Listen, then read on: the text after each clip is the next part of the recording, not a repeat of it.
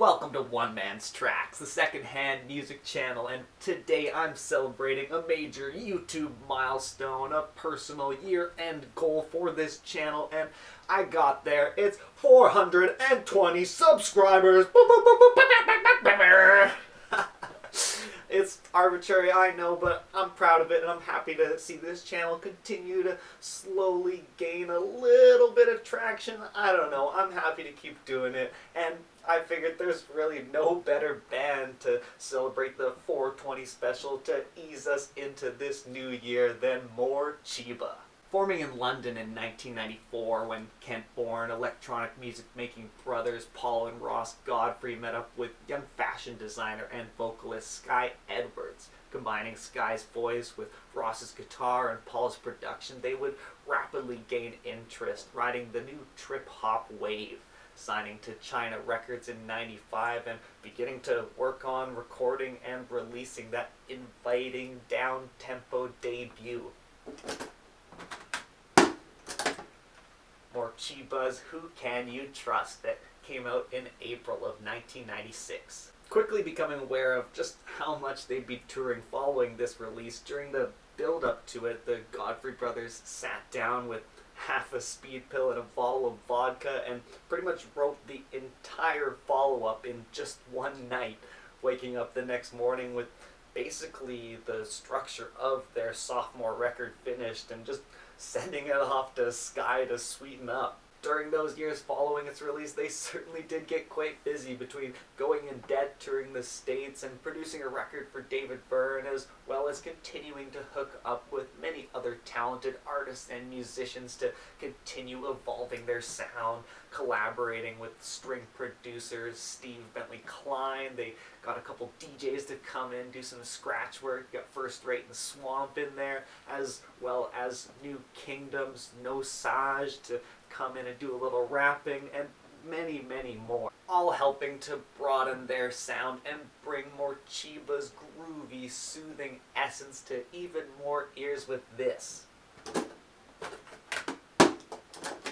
Released in March of 1998, here's Morcheeba's platinum-selling second album, Big Calm.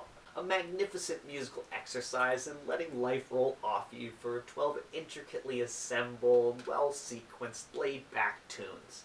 It tries its best to bring out its own musical identity, but definitely for the most part, this record still fits into that trip-hop mold, being a low-key, sort of psychedelic, electronic hip-hop project with this languid, soulful female vocalist accompanying it. Big Calm performs an intriguing role in both helping to solidify that definition with their smooth, acid-jazzy stylings, helping to flesh out the genre, while they simultaneously begin to blur those lines and start to seize their own musical identity by incorporating their worldwide wealth of influences, from Americana to Eastern, from Latin to even classical inspiration. They've crafted a diverse array of memorable tracks whose sticky grooves roll along unimpeded with a seemingly endless replayability. An easy-going 50-minute ride that'll smooth out any difficult day or just be excellent company to chill out with.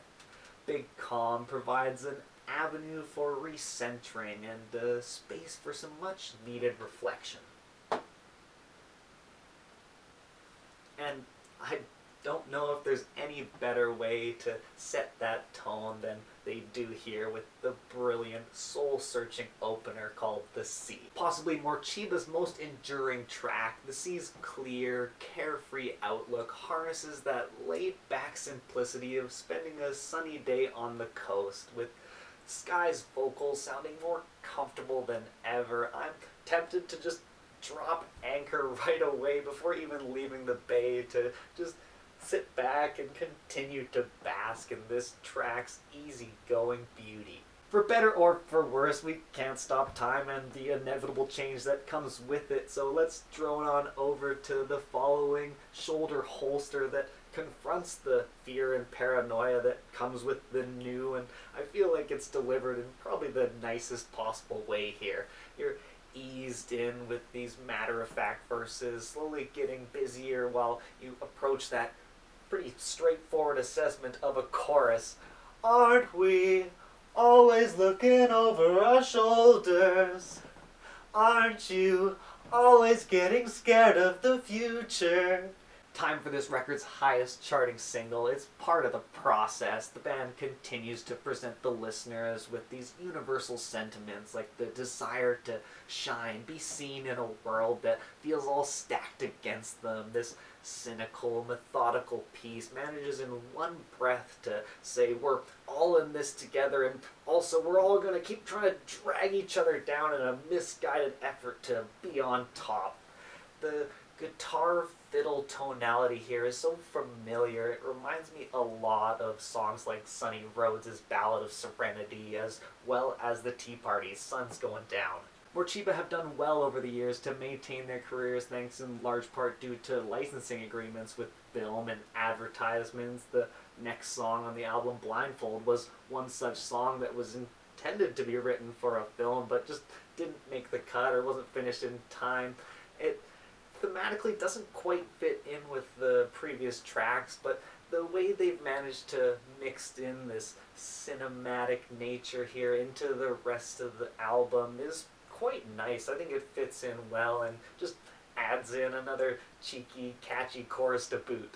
Now seeking guidance, asking cryptic questions, Let Me See dances in like a trip-hop tango. It's certainly unique, maintains that smooth groove, but it's unfortunately just not as sticky as its contemporaries, and as pleasant as it is while it's on, it's pretty easily moved on from with this well-crafted, driving hip-hop instrumental called Bulletproof that strikes this very desirable balance between hard and soft beats. Over and over is then a dreamy, plucked acoustic ballad that, like Let Me See, asks for assistance, seeks out some sort of teacher to help them navigate this wild life.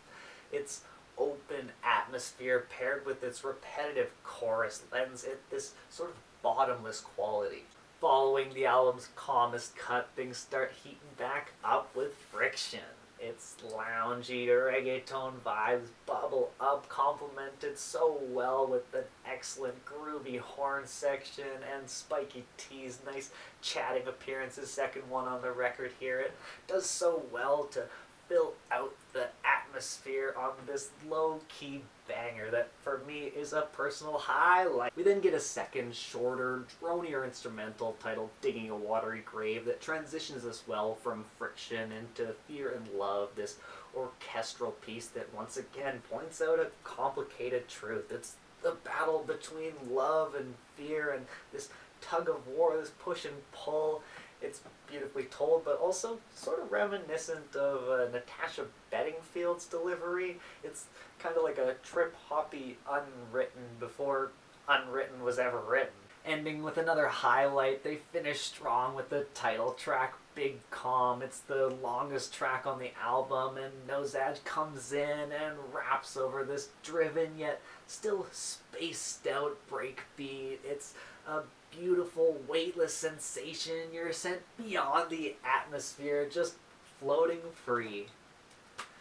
Unless, of course, you've got the American version, in which case it ends off with this cleaned up, sort of poppier reworking of the intro from their debut album. That one was originally called Moog Island. It's now called The Music That We Hear, and it just ends us off with a different kind of groove. It's not quite the finale that Big Calm is, but it's still a jam, and it's a great send-off nonetheless. Let the music heal the mistakes and lead us through the many challenges we're bound to encounter. Big Calm consistently provides the environment that Morcheeba advertises here.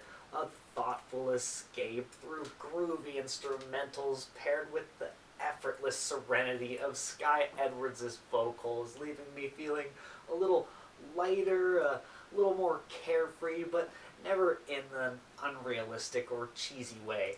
A brilliant, even essential piece of trip-hop that turns 25 years old this year, yet still manages to retain some relevance in this ever-changing, ever more complicated world. I'd like to send a special thank you to my man Stefan for the recommendation to try this album out. Over a year ago, I finally found it. I'm so pleased that the thrift shop shelves have given me the reminder to check out Morcheeba. Your continued support has meant the world to me, so thank you very much for watching. I do hope you enjoyed my review. The band has gone through quite a few ups and downs over the past quarter century, with breakups, reunions, dissolution, and reclamation. Sky got kicked out of the group for about a 7-year period following the band's third and fourth albums, Fragments of Freedom and Chirango. She would be replaced by several other vocalists for the Antidote and Dive Deep releases, and then return in 2010 with Paul and Ross for their 7th and 8th albums. You've got Blood Like Lemonade, as well as Head Up High. And then after that, Paul left the group, took the name hostage, asked for a bunch of money to let the others use it, and so they just said, whatever, you do your thing, we're going to just make a Sky and Ross kind of self-titled album, a kind of bonus Morcheeba record that isn't officially a Morcheeba album. Then they got the name back in 2018, would release Blaze Away, and most recently they came out with Morcheeba's 10th album, 2021's Blackest Blue. Whew, quite a history. And that's just the surface. During her time away from the band in the mid-2000s, Sky released 2 solo albums, and since rejoining has released 2 more into that discography, 2012's Back to Now and 2015's In a Low Light. Ross has worked on several film scores, and Paul has continued to produce and compose for the likes of Jim White and others. I just managed to miss them the last time they came through Canada, but if I'm in good enough shape the next time, I'll be sure to make the trip down to the coast. If you have any thoughts, memories, feelings about Big Calm or Morcheeba in general, I'd love to hear them down in the comments. Any other trippy recommendations are always appreciated. I would love a like, subscribe if you're still here, and maybe check out another video that I think you'd enjoy. You take all the best care, everybody. Thank you so much for watching. Happy 2023. Left my soul there, down by the sea.